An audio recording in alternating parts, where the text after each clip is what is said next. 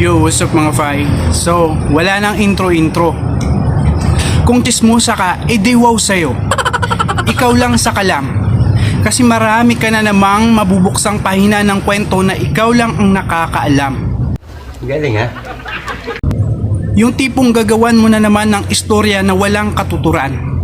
Hindi ko ba alam kung binabayaran ka para sirain ang buhay ng iba? Kakapal na mukha nyo. O sadyang hindi mo lang mapigilan ang pagiging tsismosa.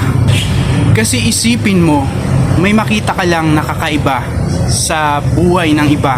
Ichichismis mo na. May walang disiplina. Kulang na lang maging part ka ng buhay nila. Kaya kung daily routine mo na yan yung pagiging tsismosa, sige lang. Ituloy mo lang. Huwag mong pigilan. Kung may makita kang pwedeng ichismis mo. Banatan mo hanggang sa mamaga yung labi mong yudipunggol ka. Alas man ang bunga nga mo. Ha? Sa sobrang kadaldalan mo, nagpapasting ka na. Mas inuuna mo pa ang pagiging chismisan kaysa mag-almusal ka. Halos magkagwaiter ka na nga na yudipunggol ka. Yung ugat mo sa liig lumalaki na. Kaya payo ko sa'yo, laanan mo rin yan ng oras yung sarili mo. Huwag puro buhay ng ibang tao ang ichismis mo. Subukan mo rin namang pukusan yung buhay mo. Baka hindi mo alam, yung chinichismis mo umuunlad na. Ikaw, chismosa ka pa rin. Baka nga sa sobrang pagkakachismis mo, pati pagligo hindi mo na alam.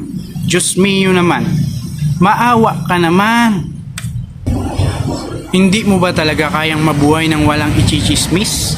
Kaya lagi sa'yong may naiinis. Hindi mo alam.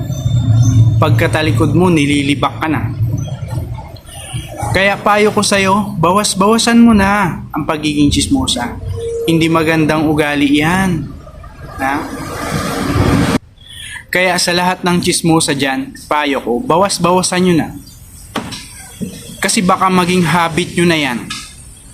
Hindi man kayo nagbibisyo pero yan na rin ang kinakaadikan. So yun lang. This video is for entertainment only.